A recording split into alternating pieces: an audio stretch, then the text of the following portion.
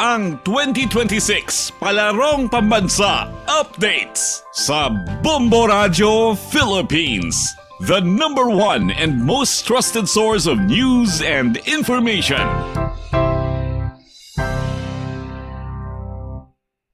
Nabulsa sang Ilonggo players nga nagtiglawas sang Western Visayas ang kampyonato sa Football Elementary Boys sa Palarong Pambansa 2026.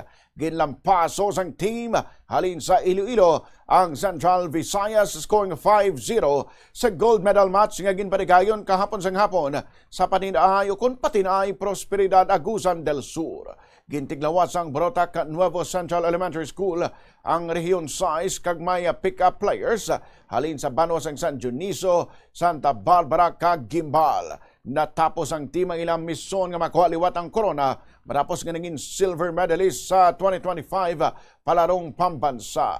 Sa interview sang Bombo Radio kay Coach Sam Pastera Flores kag Coach Ariel Bedic, ilagin pahayag nga nagbungagid sa maayong ilatanan nga pagpangabudlay kag training matapos sa ilaanom kabulan nga pag-updanay agod preparahan ang kompetisyon. Suno kay Coach Flores, hindi malikawan ang madamo nga pagpanghangkat sa ila preparasyon apang bilang coach gintinguhaan gid nila nga malampuwasan ang tanan nga mga kabudlay. Gindugang pa sang coach nga masamig nila ginalagayan ang kabataan nga importanteng disiplina sa ila kaugalingon kag paghatag sa nagakaigo nga oras sang pahuway agod nga mangin maayo pa ang ilang performance.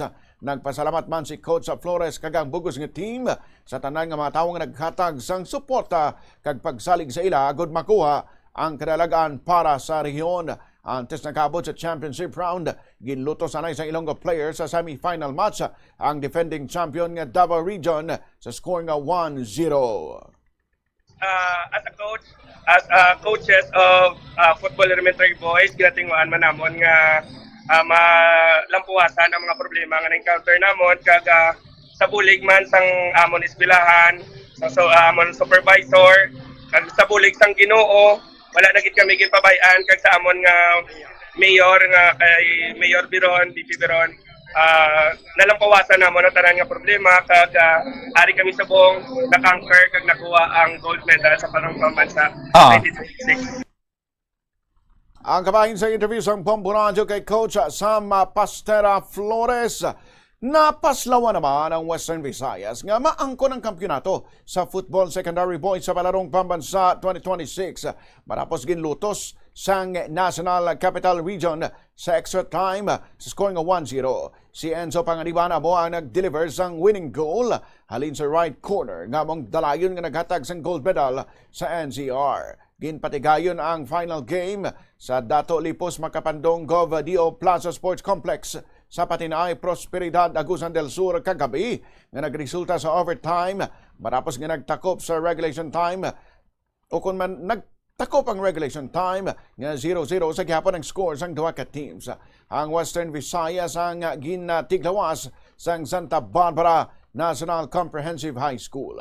Antes naluto sa NCR, gindominar sa nga mga team halin sa Iloilo ang Northern Mindanao o kanang Region 10 sa semi-final match 6-1. Katapusan nga nadagan sang Western Visayas ang kampyonato sa Secondary Football Boys sang Mayo 2019 sa Davao City. Para sa aton sa buong medal tally, partial and unofficial nga overall medal tally as well as 10 ina kagabi sa aton mga kabombo nagapanguna diri ang National Capital Region o NCR nga may 91 gold, 71 silver kag 71 bronze. Nagapaduwa ang Region 4 kunang Calabarzon nga may 55 gold, 50 silver kag 60 bronze. Yara naman sa ikatatlong pwesto ang Region 11 o kunang Davao Region nga may 34 gold, 32 silver kag 34 bronze. Ikaapat ang Region 7 o ng Central Visayas nga may 32 gold, 30 silver kag 44 bronze. Kag nataktak sa ikalima nga pwesto ang Region 6 o ng Western Visayas nga may 31 gold, 36 silver kag 45 bronze. Matandaan nga sa 2025 edisyon sang Palarong Pambansa yara sa ikatatlo nga pwesto ang Region Ang kompletong medal tally sa palarong pambansa 2026 makitaan man sa Facebook page kag sa iban pagid ng mga digital platforms kung sa din makitaan kag mabasahan ang mga balita sa Bombo Radio Philippines. Karon sa hapon pati gayunon ang closing ceremony sang palarong pambansa 2026. Naibaluan nga sa subong edisyon ang mga nagpartisipa naglabot sa 13,000 tanan ka mga delegates sa linsan nagkalaylay nga mga rehiyon sa bilog nga Pilipinas.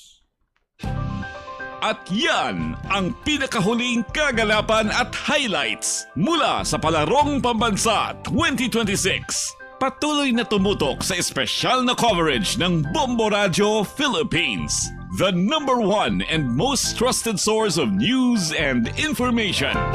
Paradyo Bombo!